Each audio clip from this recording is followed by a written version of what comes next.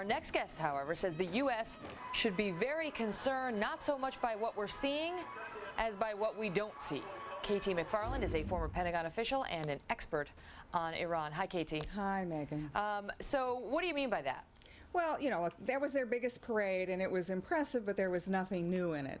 The thing with Iran that you've got to remember is often what you don't see is more significant than what you see. So what you don't see on parade is Iran's attempt to use militant proxies throughout the Middle East to further their goals. What you don't see on parade is their increased and enriched nuclear weapons program. And what you don't see is Iran's attempt to push us out of the Middle East so that they can become the dominant power in the region. There's something eerie about it, though, because, of course, as you point out, what you need to make nuclear weapons is enriched uranium, missiles, Yes. and the technological know-how. Yes, well, we ma'am. are seeing missiles on display. We know from Ahmadinejad that he's still working on enriching uranium. And increasing his efforts in enriching Right, so there is, I mean, you know, it's just sort of a sign to the rest of the world in some ways that we're still here and we're still forging toward a goal.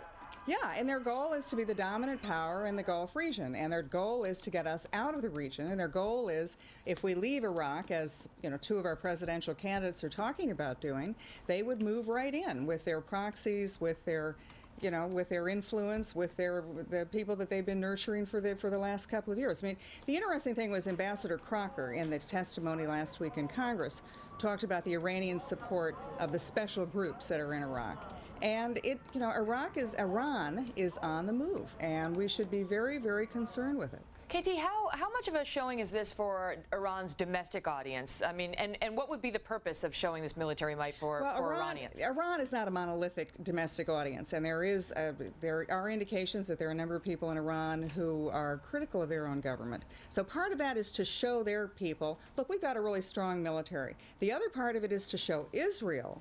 And the Iranian-Israeli dialogue in the last couple of weeks has heated up. It is to show Israel that they are going to defend themselves and potentially, you know, do something else. Well, you mentioned that the dialogue is heated up.